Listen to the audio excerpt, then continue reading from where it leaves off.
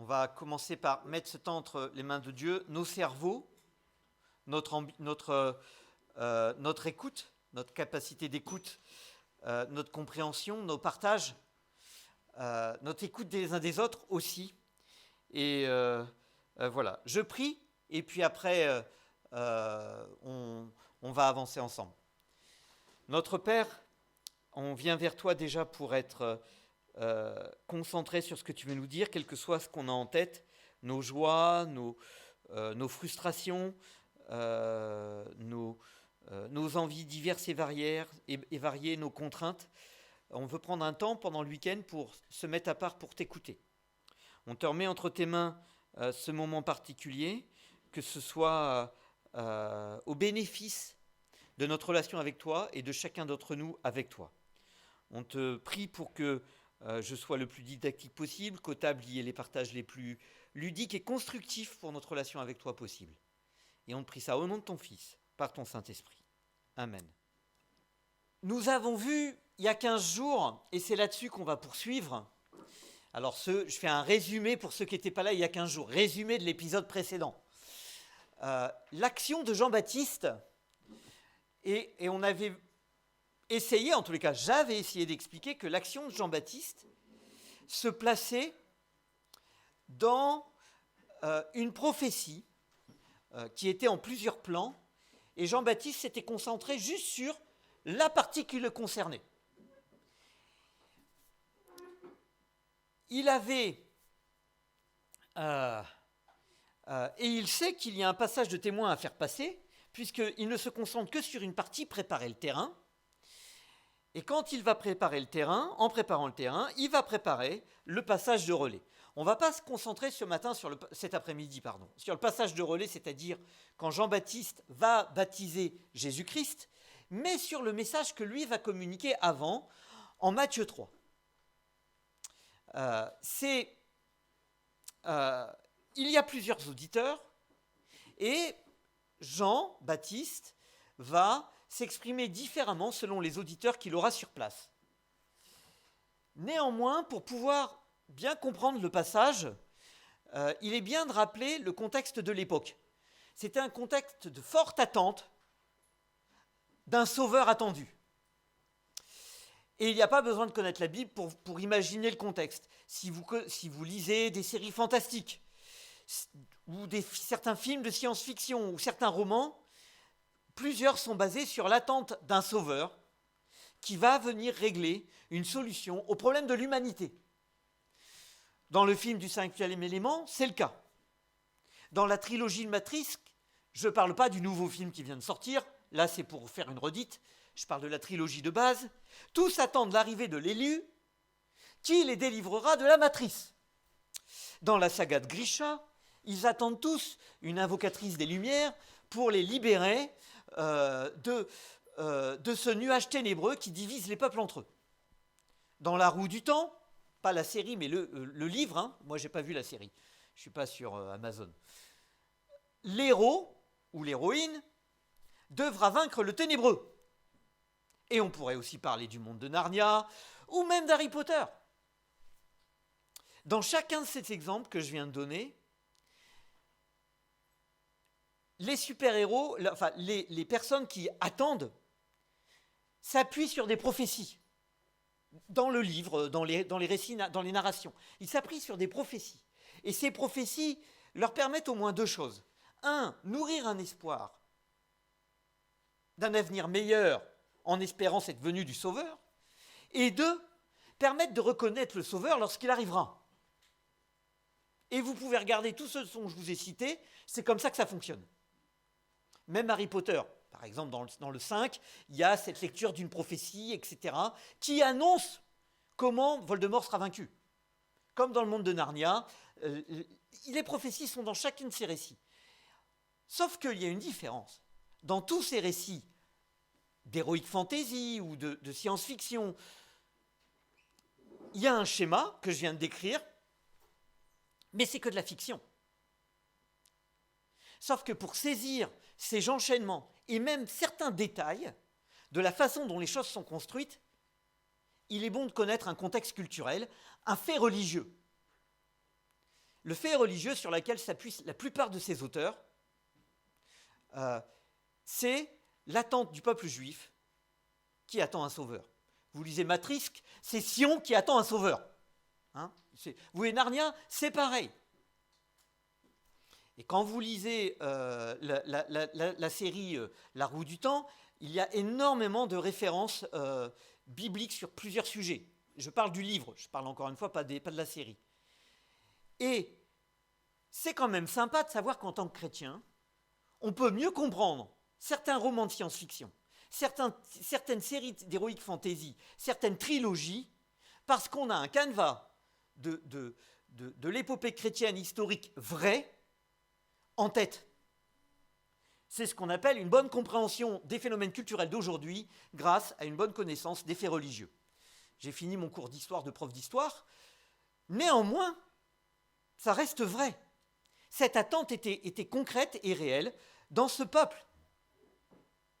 Et maintenant que j'ai pris le temps de lire, de faire cette introduction, j'espère que vous êtes tous arrivés à Matthieu 3. La Bible elle-même explique ceci dans l'évangile de Luc, puisque je vais lire Matthieu, je vous cite Luc. Comme le peuple était dans l'attente et que tous se demandaient intérieurement si Jean était le Christ. Tous, non, car quelques-uns, eux, doutaient, et ça c'est ce que nous dit l'évangile de Jean, pas le même Jean, hein. L'évangile de Jean l'apôtre nous dit que des gens allaient questionner Jean le Baptiste pour savoir s'il était l'élu. Il leur dit que non. Et voici ce que les pharisiens lui disent. Pourquoi donc baptises-tu si tu n'es pas l'élu, ni l'Élie, ni le prophète? Et dans tous les évangiles, on voit Jean-Baptiste diriger les regards vers celui qui devrait venir. Et on lit à partir du verset 1 ce passage de relais qui est annoncé, avant qu'il soit concret, il est déjà annoncé par Jean-Baptiste lui-même. En ce temps-là, parut Jean-Baptiste, verset 1, hein, il se mit à prêcher dans le désert de Judée. Il disait « Changez, car le royaume des cieux est proche ». Chez Jean, que le prophète Ésaïe a annoncé lorsqu'il a dit « On entend la voix de quelqu'un qui crie dans le désert, préparez le chemin pour le Seigneur, faites-lui des sentiers droits. » Jean portait un vêtement de chameau, de poil de chameau, maintenu autour de la taille par une ceinture de cuir. Il se nourrissait de sauterelles et de miel sauvage. On venait à lui de Jérusalem, de la Judée entière et de toutes les contrées riveraines du Jourdain. Tous se faisaient baptiser par lui dans le Jourdain, en reconnaissant publiquement leurs péchés. Beaucoup de pharisiens et de sadducéens venaient se faire baptiser par lui. Il leur dit, à eux, « Espèce de vipère, qui vous a enseigné à fuir la colère de Dieu qui va se manifester? Produisez plutôt pour fruit des actes qui montrent que vous avez changé. Ne vous imaginez pas qu'il suffit de répéter en vous-même « Nous sommes les descendants d'Abraham », car regardez ces pierres, je vous les déclare que Dieu peut en faire des enfants d'Abraham. La hache, certains d'entre vous ont cogné, c'est une petite hache, est déjà sur le point d'attaquer les arbres à la racine. Tout arbre qui ne produit pas de bons fruits sera coupé et jeté au feu. Moi, je vous baptise dans l'eau en signe d'un profond changement. Mais quelqu'un vient après moi. Il est bien puissant que moi et je ne suis même pas digne de lui enlever les sandales. C'est lui qui vous baptisera dans le Saint-Esprit et le feu. Il tient en main sa pelle à vanner. Il va nettoyer son aire de battage et amasser le blé dans son grenier. Quant à la balle, il la brûlera dans un feu qui ne s'éteindra pas, la balle ou la paille. D'accord ? Le message de Jean est clair, changez. La façon dont il va le dire, dont il le proposera, va différer selon les auditeurs qu'il a en face de lui. On voit bien qu'entre les Juifs qui viennent en foule, il leur dit changer, et quand il a devant lui des pharisiens et des sadducéens, il ne les invite pas à changer, il leur dit « montrez-moi que vous avez changé ». Et Matthieu montre bien que c'est aux Juifs, aux pharisiens et aux sadducéens qu'il dit ça. Aux Juifs, il les encourage, il les invite à changer. Et on peut avoir comme précision quel style d'appel, quel style de changement il préconise. Par exemple, en Luc, on dit qu'il appelait les gens à se faire baptiser pour indiquer qu'ils changeaient de vie, afin de recevoir le pardon de leurs péchés. Et la réponse de ces personnes, ils reconnaissaient publiquement leurs fautes, leurs péchés, et se faisaient baptiser par lui dans les eaux du Jourdain. C'était un baptême symbolique où l'on admettait que l'on était pécheur, en faute devant Dieu, et que l'on avait besoin de la grâce de Dieu et de Dieu. Ce baptême était l'expression d'une volonté de revenir à Dieu. On est dans une étape intermédiaire. Jésus ne va arriver qu'après, c'est-à-dire il est né, mais son action va démarrer après, pas avant. On est dans une étape intermédiaire entre l'Ancien Testament et le Nouveau, c'est-à-dire avant la grâce que Jésus offre, mais après toutes les prophéties. On est le dernier moment. Et le baptême qu'il propose est quelque chose qu'il s'entend dans le peuple hébreu comme « je décide de revenir à Dieu ». Dans tout l'Ancien Testament, la repentance, c'est « je reviens à Dieu ». J'admets que j'étais dans l'erreur, j'admets que j'étais en faute, que je n'étais pas sur le bon chemin, je décide de revenir à Dieu.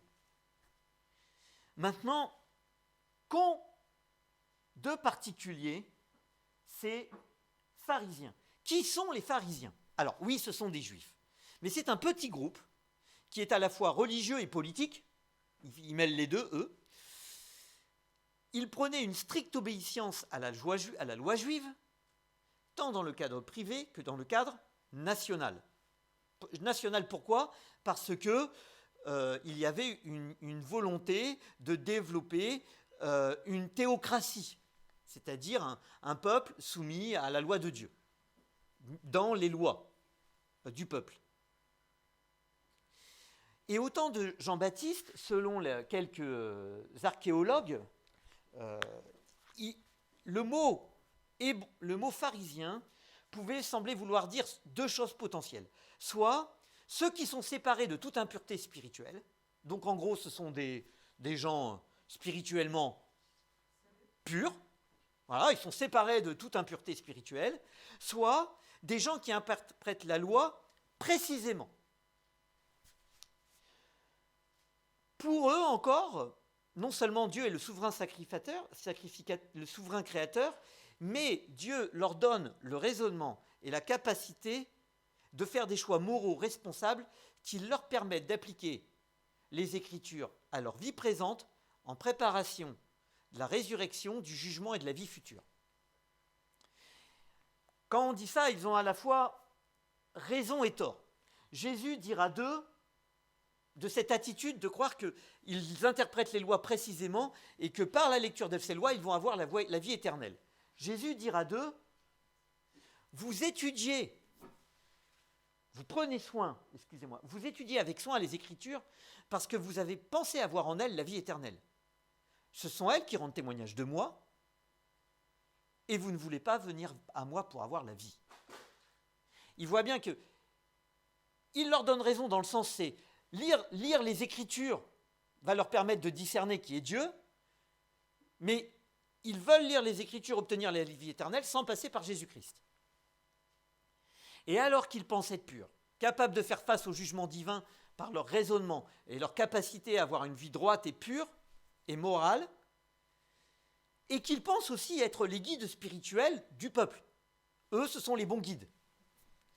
Et quand vous lisez le livre des Actes, l'Épître aux Romains, les Évangiles, vous voyez que ce que je vous ai dit des pharisiens correspond à ce que Jésus condamne chez eux, normalement.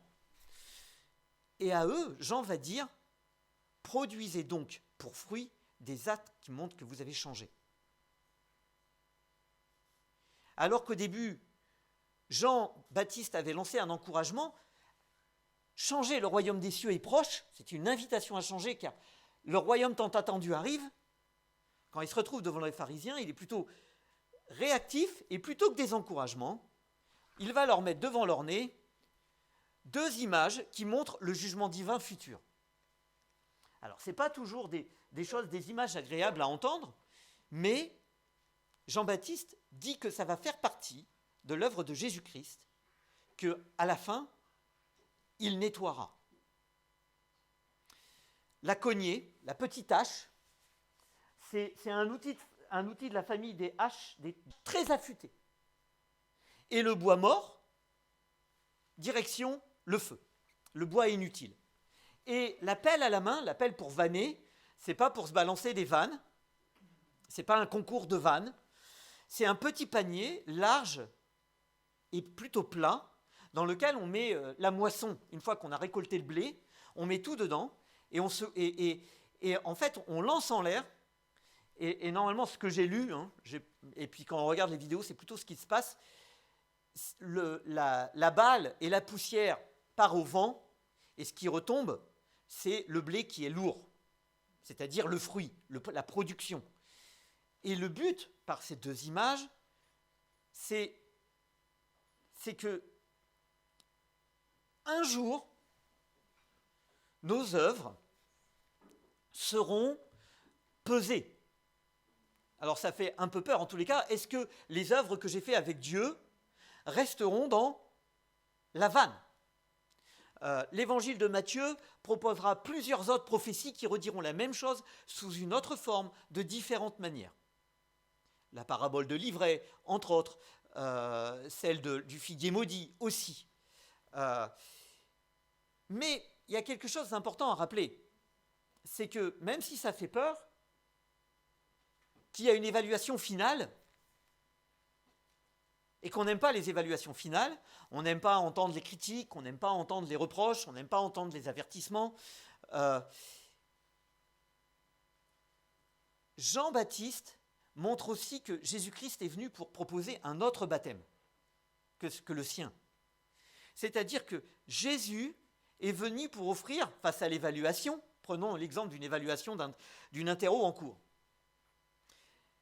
En fait, ce que propose Jésus-Christ, c'est non seulement d'avoir le cours, d'avoir les questions, d'avoir les réponses, et d'avoir le droit à ça à côté le jour de l'examen. Alors, je sais que toute métaphore est imparfaite, donc il ne faudrait jamais en faire. Ben si, j'en fais une quand même. Parce qu'au fond, c'est ça. Ça veut dire, c'est prendre Jésus-Christ avec soi, ça veut dire avoir Jésus-Christ avec soi le jour de l'examen final.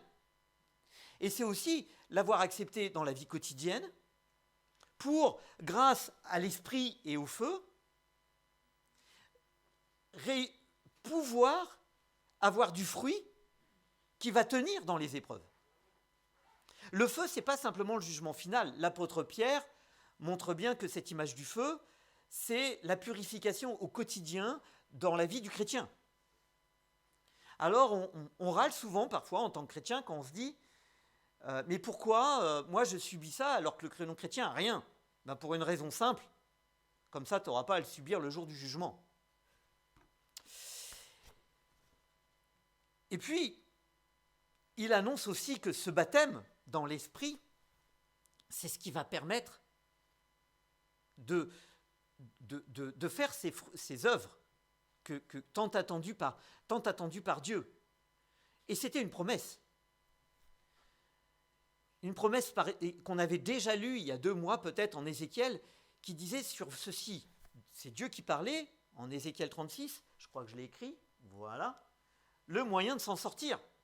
Avec l'épreuve, il nous donne le moyen de nous en sortir avant l'heure. Je ferai sur vous l'aspersion d'une eau pure. Vous serez purifiés. Je vous purifierai de toutes vos souillures, de toutes vos idoles. Je vous donnerai un cœur nouveau. Je mettrai en vous un esprit nouveau. Je mettrai mon esprit en vous et je ferai que vous suiviez mes prescriptions et que vous suiviez mes ordonnances. Je sais bien qu'on peut entendre parfois que le jugement divin, c'est juste pour faire peur. Donc, Jésus-Christ serait mort sur la croix juste pour un jugement illusoire qui n'est là que pour nous faire peur. C'est-à-dire, il est vraiment mort pour un jugement illusoire. Dans mon esprit et dans la parole de Dieu, ça ne colle pas. Je ne souffre pas pour me débarrasser d'une illusion. Jésus-Christ vient peut-être nous aider, et Dieu vient peut-être nous aider à nous débarrasser de nos pensées illusoires parfois. Mais le jugement n'est pas illusoire. Mais ça pose question. Et il y a deux autres questions. La première, c'est la façon dont on peut tous réagir quand on entend ce message de Jean-Baptiste. Et c'est entre encouragement et avertissement, c'est une question absolument pas trop théologique. Qu'est-ce qui vous fait le plus réagir dans votre relation avec Dieu? Surtout les encouragements, plutôt les encouragements, l'ensemble de tout le message, plutôt les avertissements ou surtout les avertissements. Mais qu'est-ce qui vous fait le plus réagir et pourquoi? La question est compliquée? Non, mais quand on lit la Bible et qu'on voit parfois les encouragements, parfois les avertissements, on réagit tous. On peut être agressif, hein, ça arrive. Question suivante. Pourquoi les personnes allaient vers Jean-Baptiste et quelles sont leurs attitudes de cœur? Pour quelles raisons les gens allaient voir Jean? Avec quelle attitude de cœur? La question suivante, c'est pourquoi, avec certaines personnes, Jean-Baptiste est encourageant et invite au changement, alors qu'avec les autres, il est agressif, race de vipère, qui vous a appris à fuir la colère de Dieu, montrez-moi par vos actes que vous avez changé. D'un côté, il les invite, et de l'autre côté, je veux que tu me montres. Ce n'est pas la même proposition, n'est-ce pas? Pourquoi un tel changement de discours? Et une question qu'on se pose tous quand on ne va pas bien. Comment savoir si je porte du fruit agréable à Dieu? Quand on ne va pas bien, mais je ne sais pas où j'en suis avec Dieu, je ne sais pas si ma vie plaît à Dieu, je ne sais pas. Comment savoir si je porte du fruit avec Dieu?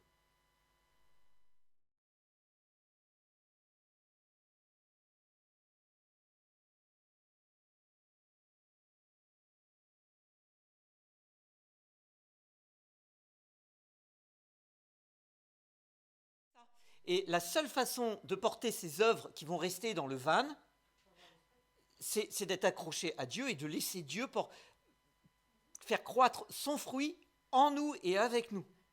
Un deuxième truc qui prouve que je porte du fruit, c'est il y a quelque chose. Tous ceux qui vont à Jean demandent pardon. La conviction de devoir demander pardon à Dieu est aussi une preuve et un fruit de l'esprit. Le fruit de l'esprit nous montre qu'on n'est pas en règle, on demande pardon à Dieu parce qu'on sait qu'on a besoin de lui. Mais c'est par l'action de l'esprit aussi qu'on a ça. Et ça conduit à autre chose, là un fruit et une conséquence, puisque j'ai demandé pardon, il n'y a aucune culpabilité pour ceux qui sont en Christ, qui marchent selon son esprit. Est-ce que ça veut dire qu'on ne rate pas? Non. Mais comme on demande pardon, il n'y a plus de culpabilité. J'ai demandé pardon, Dieu m'a pardonné, il m'aime. Et les Saint-Esprit déversent son amour, l'amour de Dieu dans mon cœur. Le deuxième, l'Esprit Saint lui-même témoigne à mon esprit que je suis enfant de Dieu. Un fruit, c'est je suis un enfant. C'est pour ça qu'il me corrige, c'est pour ça qu'il m'encourage, tantôt d'un côté, tantôt de l'autre. Et pour votre semaine, je voudrais que vous vous souveniez de cette phrase que Jésus a entendue, et Jésus a eu besoin de l'entendre. S'il l'a entendu, c'est qu'il avait certainement besoin de l'entendre à au moins 2 reprises dans les évangiles. La première, c'est à son baptême, dans la suite de Matthieu 3. On entend une voix qui dit « Voici mon fils bien-aimé, en qui j'ai mis toute mon affection ». À la transfiguration, Jésus entend encore « Voici mon fils bien-aimé, en qui j'ai mis toute mon affection ». Nous sommes les enfants adoptifs de Dieu. Est-ce que, même si je sais que c'est dur, est-ce qu'il n'est pas utile parfois d'admettre que certaines de notre façon de vivre sont agréables à Dieu? Non, mais je crois que c'est dur à en admettre, puisque on a entendu, j'aime pas cette question, j'ai du mal avec cette question, c'est pas à moi de me juger. Écoutez, si on est les co-héritiers de la grâce de Dieu, co-héritiers de Christ, on est aussi co-héritiers des encouragements. Oui, Dieu nous reprend quand il y a besoin de nous reprendre. Mais il a peut-être aussi envie qu'on entende dans notre cœur, dans nos oreilles, dans nos têtes, vous êtes mes enfants bien-aimés, en qui j'ai mis toute mon affection. Le rameau dont j'ai besoin, bien sûr, c'est Jésus-Christ et son esprit qui me rappelle que je suis aimé. C'est le rameau vertical dont j'ai besoin. Que Dieu vous accompagne cette semaine, sachant que vous faites la joie du Seigneur.